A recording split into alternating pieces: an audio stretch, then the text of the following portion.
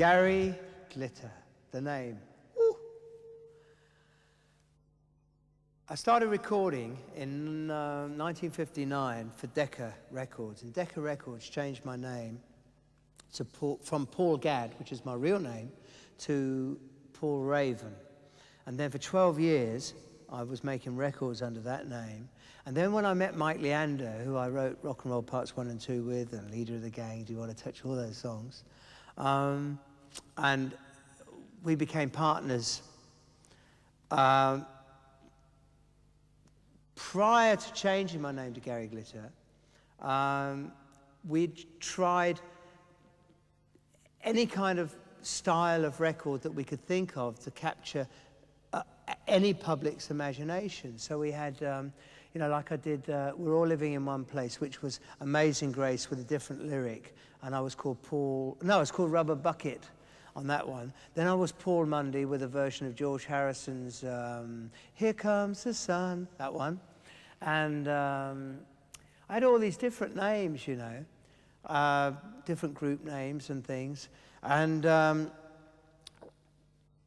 one day I was round at a friend's house, and we were all sort of joking about the names from the early 60s, like Billy Fury, Marty Wilde, Vince Eager, Duffy Power. You know, they all had these names. And we thought, let's make up some names for the 70s, like Terry Tinsel, Horace Hydrogen, Vicky Vomit. And I came up with Gary Glitter, and that stuck as a nickname. So that a year later, when Mike said, let's think up of some real absurd name,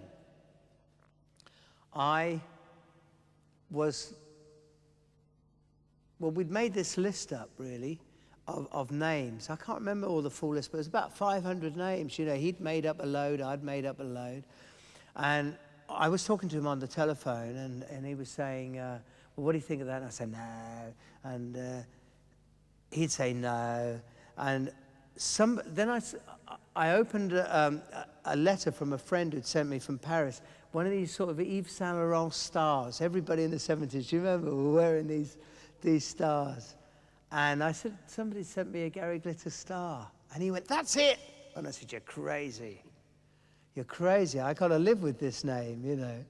And it was certainly a very lucky thing to do.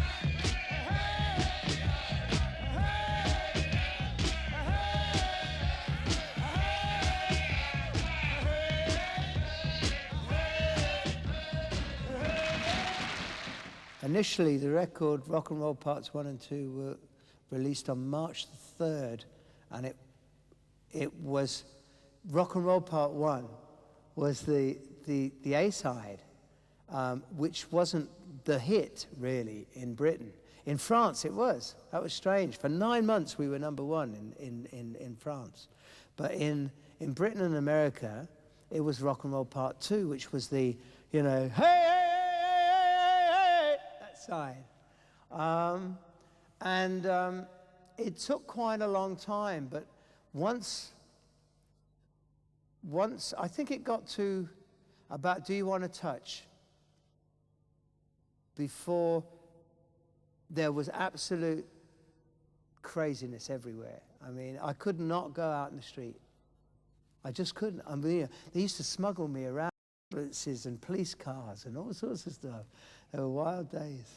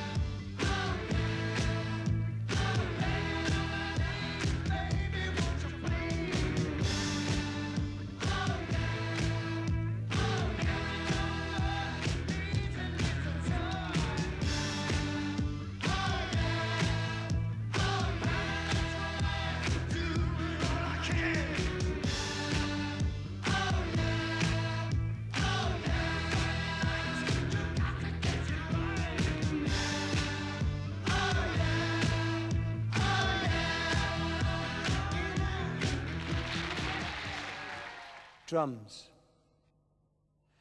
Drums. That's it. The beat. You know. Mike Leander is a very good drummer, and I have to get the groove has to be absolutely right. And we always started off, because there was only two of us on the records. I mean, a lot of people thought that the Glitter Band, who went on to make their own records and did very well, and they backed me for years fantastically well.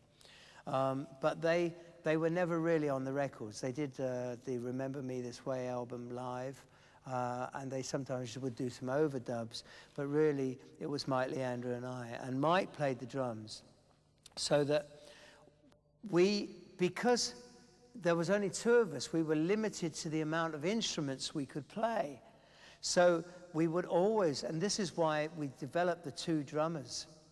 The two drummers came about because we had this idea of doing swing and march together, right? So you'd have one drummer playing one thing, and then the fours on the tom-tom, which became our trademark and our glitter stomp. You know, do you remember that one? That became our trademark. And really, it's only because we could only play guitar, bass, and drums between us, and keyboards. And keyboards seemed a little bit square at the time. So it was drum orientated. Then the other most important aspect was the audience, you. The crowd sound at a gig. That's what it was. You know, so, you know, Mike and I used to go in. Nowadays you have a button that you could push and it would be a clap, you know, that, right? I'm popping the microphone. But that's what you would do. Now, we used to go in and spend maybe 4 hours just hand clapping, so you'd get this elongated sound, the sound.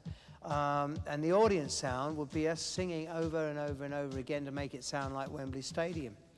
And that became our trademark. It still is.